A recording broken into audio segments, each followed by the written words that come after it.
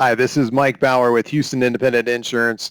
Today I am going to talk about the top Medigap plans that are out there. So at the time of this recording, 2023, I will explain how the plans G and N, in my opinion, are at the top of the Medigap plans available. Now, what is a Medigap plan? A Medigap plan is paying the extras here that Medicare does not cover. So original Medicare has these extra, I should say extra, but approximately 20%, relatively speaking, that you have to pay on top of original Medicare. Well, a Medigap plan is going to cover that.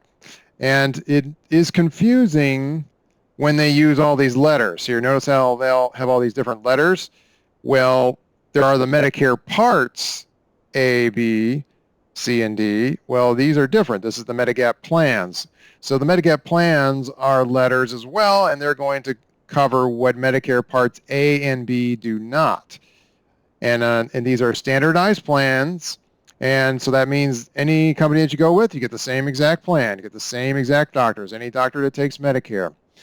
But the plans do have different coverages. Now, if you turn 65 after January 1st, 2020, then you can't get C or F anymore. Those are gone. Now, if you turn 65 before then, those are still available, and you can stay in your plan. But plans G and N have the strong coverage, and the premiums are, I think, the most bang for the buck at the time of this recording. So now, let's look at G. So G is paying everything. See the S's? See, that's 100% coverage of everything except this right here. One thing is that's the Part B deductible.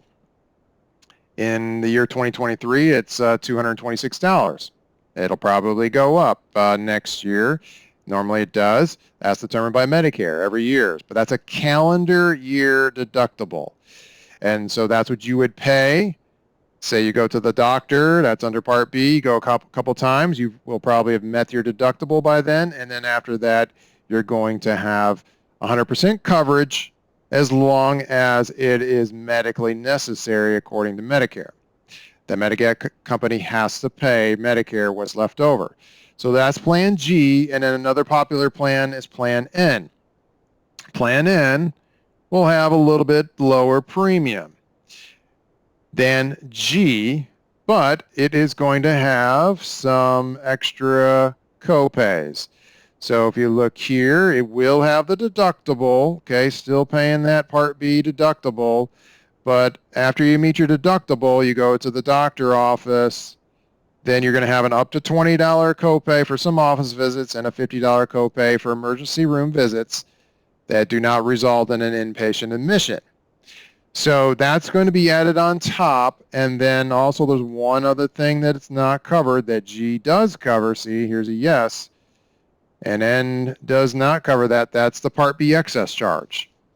Now this is pretty rare, but it is possible that you could run into a doctor or a Part B charge that will be 15%. They may charge 15% higher than Medicare. And I can look up your doctors to see if they do that. At the time of this recording, MD Anderson apparently does charge the excess charge. So just be aware of that. So those are the two main plans, G and N. And then what I do is I shop the companies for you.